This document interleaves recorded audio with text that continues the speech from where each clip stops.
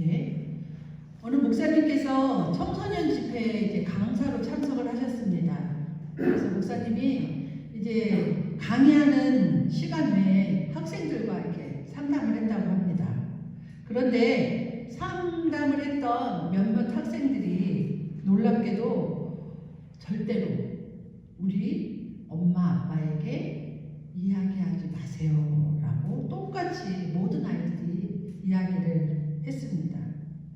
그래서 목사님이 나는 너희 엄마 아빠가 누군지 모르니까 그냥 편하게 얘기해, 나를 믿어봐 라고 말하면서 학생들에게 말했답니다. 그래도 학생들은 조금 뭔가 못 믿어하면서 몇 번씩 확인하고 나서야 이렇게 얘기했답니다. 저는 교회에 다니기 싫어요 라고 얘기를 했대요. 그래서 목사님이 너무 이제 충격을 받으셨죠. 이유를 모르니까 우리 엄마 아빠를 보면 교회에서는 헌신적으로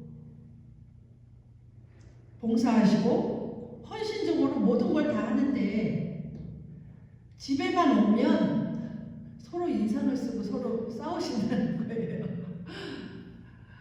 그래서 이 목사님이 그런 이중적인 모습 때문에 아이들이 교회를 다니고 싫다는 그 말을 듣고 굉장히 충격을 받았다고 합니다. 여러분, 자녀를 여러분들 여태껏 잘 키우셨잖아요. 그리고 그 자녀를 기쁘고 행복한 한 신앙인으로 양육하는 데 필요한 교육은 바로 뭐냐 하면 저는 이거라고 생각해요. 모델링. 부모가 본이 되어야 되는 거. 지금 저희 자녀들도 다 이제 가정을 꾸리고 나갔지만 이후에도 부모가 보여야 되는 모델링이 있다고 저는 생각을 해요.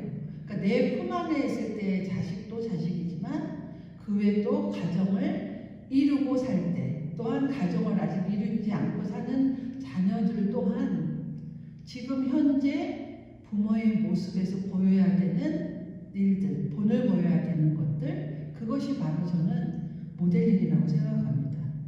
결국 중요한 건 부모가 본을 보이는 거예요. 우리가 하나님 나라 갈 때까지. 그 중에 가장 대표적인 게 부모님이 기도하는 거. 자녀들이 그런 얘기 안 하세요? 뭐 좀 힘든 일 있다, 새로운 일 해야 되면 저 이거 해야 되는데 조금 기도 좀 해주세요. 여전히 저희 자녀들은 저에게 그렇게 어떤 큰 일이 있을 때마다 기도 부탁을 합니다. 그리고 또 부모님들이 말씀을 보는 모습, 또 열심히 교회에 나와서 신앙생활하는 모습, 그리고 여전히 가족들을 사랑하고 섬기는 모습을 정말 참다운 사랑을 우리 자녀들에게 보여줘야 된다고 생각합니다. 그리고 우리는 특별히 자녀들에게 이걸 가르쳐야 된다고 생각해요. 본질과 본질이 아닌 것. 우리가 생각할 때 본질은 뭐냐 하면 정확히 알려주는 거예요. 그리고 비본질은 뭐냐 하면 본질이 아닌 것을 우리 자녀들에게 맞춰주면 됩니다. 근데 본질에 가장 중요한 거는 여전히 예배라고 생각을 해요. 그래서 자녀들에게 예배를 통한 기쁨이 무엇인지 뭐 길게는 못하더라도 나눠주는 거. 너 신앙생활 잘하고 있냐? 예배 잘 드리고 있냐? 예배를 통해서 얻는 게 뭐가 있냐라고 이렇게 자주 만나지 못하지만 이렇게 물어봐주고 서로 격려해주고 독려해주는 것들, 이것이 본질이라고 생각해요.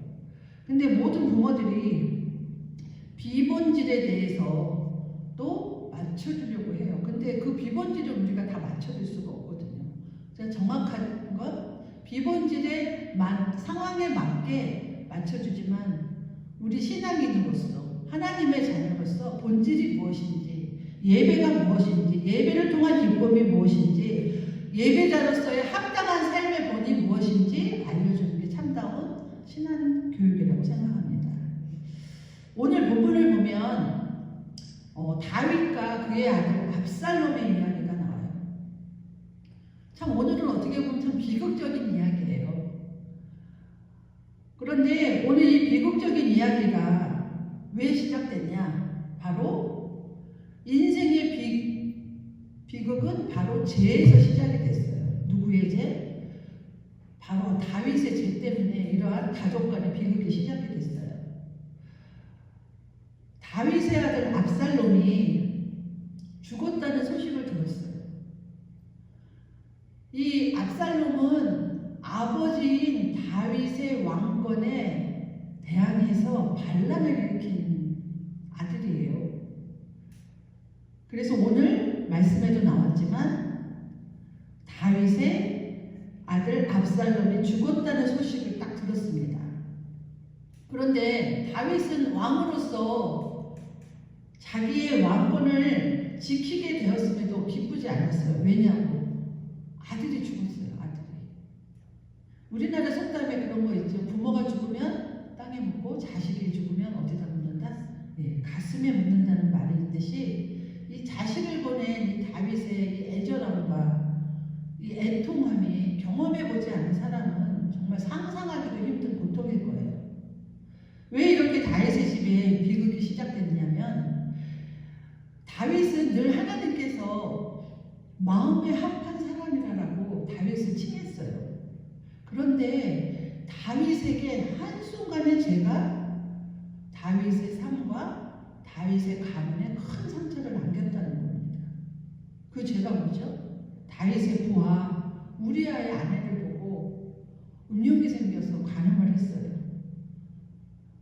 그리고 또 그것을 감추려고 다시 그의 부하 우리아를 전쟁터에 보내서 고의로 죽게 만들었어요. 그리고 그 죄를 또 은폐하려고 했다는 거예요.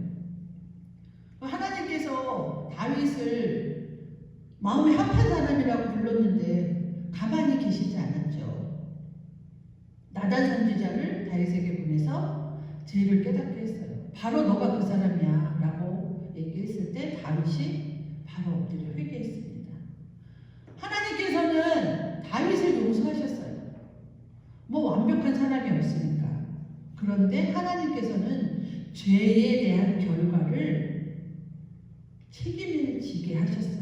바로 오늘 일어난 비극의 시작점이 바로 이 다윗의 한순간에 지은 죄 때문에 이런 비극이 시작되었습니다. 오늘 읽지는 않았지만 사무엘하 12장에서 18장까지 보면 죄의 결과들이 쫙쫙쫙쫙 나와요.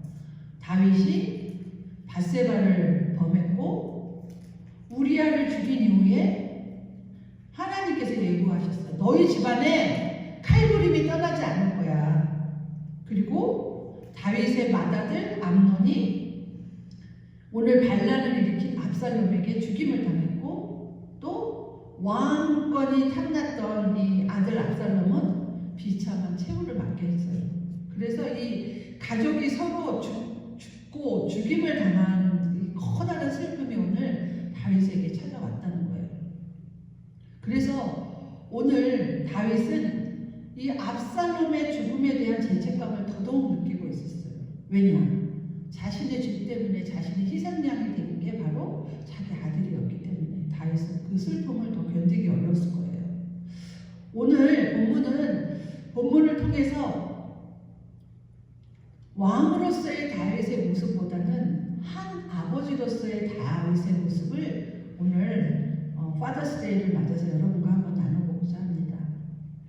첫 번째, 사랑으로 기다리는 아버지입니다. 24절에 보면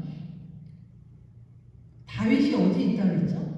두 문 사이에 앉아있다라고 얘기합니다.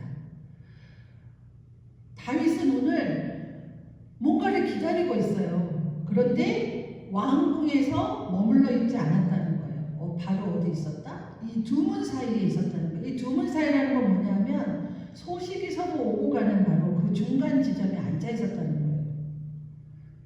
왜? 전쟁터에서 어떤 소식을 가져올지 막 마음을 졸이면서 기다렸어요. 그리고 가만히 있지 못하고 막 왔다 갔다 하면서 그 문 사이에 딱 앉아 있었어요. 그 전쟁이 끝나기를 누군가 전령이 소식을 가져오기를 기다리고 있었어요. 그런데 다윗이 기다렸던 것은 단순히 전쟁의 승패의 소식을 기다린 게 아니었어요. 바로 그의 관심은 소식이었어요. 오늘 다윗에게는 전쟁에서 승리했느냐 그게 중요하지 않았다는 거예요. 그냥 한 아버지로서의 다윗, 그 아들의 소식을 애타게 기다렸다는 거죠. 다윗은 자신의 군대들이 반란을 일으킨 압살롬의 군대를 다 몰아냈어요. 그리고 압살롬을 산채로 데려오기를 바랐다는 거예요. 그리고 기도했어요. 그렇게라도 아들을 마주해서 다시금 깨어진 관계가 회복할 기회를 얻고 싶었던 거죠. 이것이 바로 우리 아버지의 마음이라는 거예요. 아무리 자녀들이 폐륜을 저지르고 수치를 안긴 정말 이 압살롬이 어떻게 아버지의 왕권에 대해서 이렇게 반란을 일으켰겠어요. 그러니까 우리가 인간적으로는 도저히 이해할 수 없는 이야기지만 그래도 아무리 인륜에 어긋난 이런 일을 저지른 아들을 있더라도 아버지는 아들을 마음에서 놓을 수가 없었다는 거죠. 여러분 자녀들도 똑같아요. 우리들이 자녀들에 대해서 기다릴 때 우리의 마음도 똑같다고 생각을 해요. 여전히 우리 부모들은 자녀가 잘 되기를 바라고 무사하기를 바라고 끊임없는 기다림이에요. 이거는 단순한 인내가 아니라고 생각을 해요. 그 중심에는 뭐가 있냐? 바로 사랑이 있고 관심이 있고 포기하지 않는 부모에 대한 희망이 있다는 겁니다. 다윗은 분명히 부모로서 허물과 부족함이 많은 사람이에요. 이처럼 부족한 부모도 아들을 용서하고 싶고 품을 줄 아는데 하물며 우리 하늘 아버지의 마음은 어떠시겠어요, 여러분? 사랑하는 여러분, 이것이 바로 우리 하늘 아버지 하나님의 마음이에요. 성공보다는 결과보다는 늘 아버지의 눈과 마음은 그의 자녀에게 머문다는 거예요. 그래서 우리 자녀들이 무엇을 하건 어디에 있든 늘 기다린다는 거죠. 우리 아버지의 마음과 하늘 아버지의 마음과 같다는 거예요. 눈에 보이지 않아도 목소리가 들리지 않아도 여전히 기다린다는 거죠. 그 기다림은 말 없는 사랑의 표현이라는 거죠. 혹시 여러분 중에 지금도 어떤 부모들은 또 어떤 아버지들은 자녀를 기다리고 계신 분이 계실 줄 믿어요. 자녀가 방황 중에 있을 수도 있어요. 또한 멀리 있을 수도 있어요. 내 뜻대로 되지 않을 때도 있어요. 또한 신앙을 떠난 자녀가 있을 수도 있어요. 그리고 몸은 멀리 떨어 있지만 늘 마음으로는 가깝게 품고 있는 자녀들이 있으실 거예요. 아버지가 아들을 사랑으로 기다리듯이 우리 아버지도 여전히 품을 떠난 자식이 언제 돌아올지 문 밖에 서서 기다리고 계심을 여러분 기억하시기 바랍니다. 그 기다림 속에 하나님 아버지의 기다림도 있고 사랑도 있다는 것을 여러분 기억하시길 바랍니다. 두 번째입니다. 진실 앞에서 무너지는 아버지입니다. 28절을 보면 아하마스가 왜 저 왕께 아니되 평강하옵소서 하고 왕 앞에서 얼굴을 땅에 대고 전하며 이르되 왕의 하나님 여호와를 찬양하리로소이다. 그의 손을 들어 내 주 왕을 대적하는 자들을 넘겨주셨나이다. 즉 다윗이 마음을 졸이면서 소식을 애타게 기다렸는데 아히마이스가 구스 사람보다 먼저 도착했어요. 그리고 무슨 소식을 전했냐면 전쟁에서 승리했어요 라고 승리한 소식을 전했어요. 바로 압살롬의 군대를 물리치고 전쟁에서 승리했다는 소식이었어요. 말씀드렸듯이 다윗의 관심은 전쟁의 승패가 아니라 누구라 그랬죠? 압살롬이라고 그랬어요. 아들. 29절 또 볼까요? 29절에 보면 뭐라고 얘기하면 젊은 압살롬은 잘 있느냐라고 물었습니다. 이 아히마이스는 이렇게 그냥 얼버무려요. 그냥 소동하는 것을 보았는데 무슨 일인지 잘 알지 못해요. 라고 이렇게 얼버무려 버립니다. 왜? 다윗이 왕이지만 압살롬의 아버지로서 분명히 압살롬의 죽었다는 소식을 들으면 정말 슬퍼할 길 알았기 때문에 이 아히마아스는 그냥 그 대답에 얼버무리고 맙니다. 그런데 31절 보니까 부수 사람이 또 왔어요.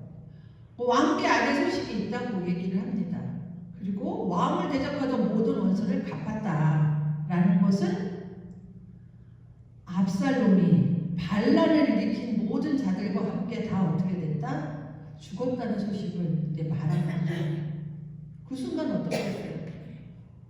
자신의 왕의 위치가 아닌 아버지로서의 다윗의 그 마음, 모든 것이 무너져요. 그리고 왕이 아니라 아버지로서 반응을 했죠. 그러면서 왕의 체면이나 이런 것들을 모두 내려놓고 정말 비통해하면서 압살롬의 죽음을 슬퍼하고 아파합니다. 똑같아요. 우리도 실패한 자녀들을 외면하지 않고 그 진실 앞에서 함께 울 수 있고 같이 위로해 줄 수 있는 것이 바로 우리 아버지 부모들의 용기라고 생각합니다. 그럼 왜 하나님은 아니 그냥 평탄하게 이 세상 가운데 살다 가면 좋지 왜 이렇게 진미하신 목적이 뭘까요? 오늘 다윗은 전령에게서 압살롬의 죽는 소식을 딱 전해 듣고 대신 아들보다 내가 죽었으면 좋았을 거라고 하며 애통해합니다. 그리고 웁니다. 묵놓아서 웁니다. 근데 다윗은 이미 맏아들을 잃은 상태에서 암논을 잃었어요. 그리고 나서 다시 압살롬이 죽음을 당했어요. 이거는 어떻게 우리가 명백하게 봐도 하나님의 징계라는 것을 알 수 있었습니다. 그렇다면 하나님은 사랑하는 자녀들에게 왜 이렇게 고통스럽고 어려운 일들을 주실까요? 그것은 그 징계의 과정을 통해서 훈련받은 사람이 되라는 거예요. 그래서 마침내 평화의 열매를 맺고 올바르게 다시 살아가기를 원하신다는 겁니다. 다윗은 여러 고난 가운데서 자기의 죄악을 고치시려는 하나님의 세밀한 손길을 느꼈을 거예요. 그리고 하나님은 밧세바를 범하고 우리아를 죽인 그의 남편 우리아를 죽인 그의 추악한 죄악을 다 아셨다는 거죠. 하지만 하나님께서는 다윗을 버리시지 않았어요. 다시 다윗이 회개해서 깨끗한 마음으로 회복되기를 원하셨다는 거죠. 다윗은 자신의 죄가 나단 선지자를 통해서 드러나자 자기가 얼마나 추악하고 정말 더러운 자인지를 하나님께 자백하며 회개했어요. 그 자백을 시작으로 다시 하나님께서 기대하시는 성결한 모습으로 다시 회복되어 갔다는 거예요. 역시 하나님도 우리의 범죄도 징계하세요. 그 징계 가운데 여러 가지 어려움이 있을 수 있겠죠. 그런데 우리는 그 삶의 고통이 속히 빨리빨리 지나가기를 간절히 기도하기가 쉬워요. 하지만 이때 우리가 잘못에 대해서 고백할 때 중요한 거 자신의 성찰을 해야 된다는 거. 내가 도대체 왜 이런 상황 가운데 있었는지, 왜 이런 어려움들이 나한테 있었는지 우리가 기도하면서 자기 자신의 내면을 깊이 성찰해 봐야 된다는 거예요. 혹시 내가 하나님의 뜻에 불순종했나? 하나님보다 더 사랑한 것은 없었나? 라는 본인들의 이런 모든 것들을 살펴야 된다는 거죠. 그래서 하나님께서는 우리에게 더 좋은 것으로 주시기 위한, 유익을 주시기 위한 가정으로 그렇게 하신다는 거죠. 그래서 우리를 거룩한 주님의 자녀로 다시 세워주시고 이끌어 가시기 때문인 것을 믿으시기 바랍니다. 세 번째입니다. 끝까지 품는 아버지 사랑이라는 거예요. 33절 보겠습니다. 왕이 마음이 심히 아파서 문 위층으로 올라가서 울었다 그랬어요. 올라갈 때 말하기를 내 아들 압살롬아, 내 아들 압살롬아, 차라리 내가 너를 대신하여 죽었다면 압살롬아, 내 아들아, 내 아들아, 하면서 이렇게 간절하게 아들을 찾습니다. 여기서 왕의 마음이 심히 아팠다라고 전해요. 왜 이렇게 표현을 했냐 하면 자식 잃은 부모의 마음을 정말 어떻게 표현할 수 없기 때문에 심히 아팠다라고 표현을 했어요. 그리고 다윗의 아들 이름 압살롬을 목 놓아 불렀다는 거예요. 여기서 여러분 내 아들아 내 아들아 내 아들아 내 아들아 이게 여기서 5번이나 다윗이 아들아 아들아 하면서 아들의 이름을 부릅니다. 왜냐하면 여기서 내 아들아 내 하고 부른 거는 압살롬이 그의 큰아들은 암놈을 죽였어요. 그리고 지금까지 다윗은 압살롬을 부를 때 아까 우리 말씀에도 있었듯이 뭐라고 물어봤냐면 청년 압살롬은 어땠냐라고 물었어요. 그리고 젊은 압살롬이라는 호칭을 사용했어요. 아들이라는 호칭을 사용하지 않았어요. 아들을 너무 사랑했지만 이 공의를 세워야 될 왕으로서 완전히 용서할 수 없는 상황에서 그냥 젊은 압살롬아 라고 또는 청년 압살롬이라고 이렇게 거리를 두면서 불렀던 거예요. 그런데 오늘 이 아들의 죽음 앞에서 5번이나 내 아들아 내 아들아 하며 목 놓아 불렀습니다. 정말 이 너무 늦어버린 다윗의 그 용서 고백이지만 그래도 이 다윗이 압살롬에 대한 사랑의 표현과 아들로 받아들이는 표현을 했던 것입니다. 이 압살롬의 죽음은 다윗이 경험했던 어떤 삶의 고통보다 더욱더 쓰라리고 아픈 것이었을 거예요. 우리는 이 비극적인 시작이 다윗이 우리의 아내를 빼앗고 살인을 했던 사건에서부터 시작됐음을 기억해야 합니다. 그리고 또 우리는 또 기억해야 될 것은 아무리 하나님이 내가 잘못에 대해서 그 죄를 용서하셨다 하더라도 한 번 일어난 일이 없던 일이 되지는 않는다는 거예요.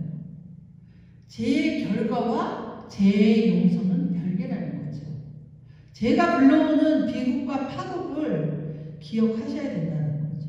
그래서 우리는 날마다 하나님 앞에서 이 조그마한 죄의 모양이라도 죄의 모양과 악의 모양이라도 버려야 된다는 것은 바로 하나님과 사랑 앞에서 오늘 이 다윗 가문에 보여준 일어난 일들 속에서 우리는 날마다 우리 삶을 다시금 다지고 정결하게 살아가야 함을 기억하시기 바랍니다. 말씀을 맺습니다. 하나님은 다윗이 당신의 마음에 합한 자라고 늘 말씀하셨어요. 그리고 다윗은 누구보다도 하나님께 사랑받는 사람이었어요. 그런데 하나님은 사랑하는 다윗에게 고통스러운 아주 징계를 허락하셨어요. 그래서 히브리서 저자는 히브리서 12장 6절에 이렇게 말씀하고 있어요. 하나님이 사랑하는 자를 책망하시고 자녀로 인정받은 자에게는 매를 드신다라고 말합니다. 다윗의 삶에 나타난 이 징계들은 바로 그를 향한 하나님의 표현이라는 거예요. 마치 부모가 자녀의 잘못을 책망하고 꾸짖듯이 하나님은 사랑의 매를 드신다는 거죠. 그럼에도 우리는 어때요? 고통이 찾아오면 왜 나에게 왜 고통을 주고 어려움을 주십니까? 라면서 하나님은 원망을 합니다. 그리고 하나님의 사랑을 또 의심하기도 하고요. 부정하다가 또 하나님께로부터 멀리 떨어지기도 합니다.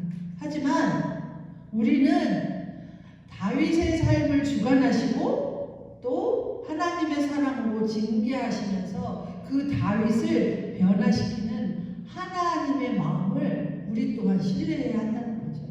하나님은 우리를 사랑하시기 때문에 결코 그 어려움 속에 내버려 두지 않으시고 우리를 고치시기 위해 찾아오신다는 사실입니다.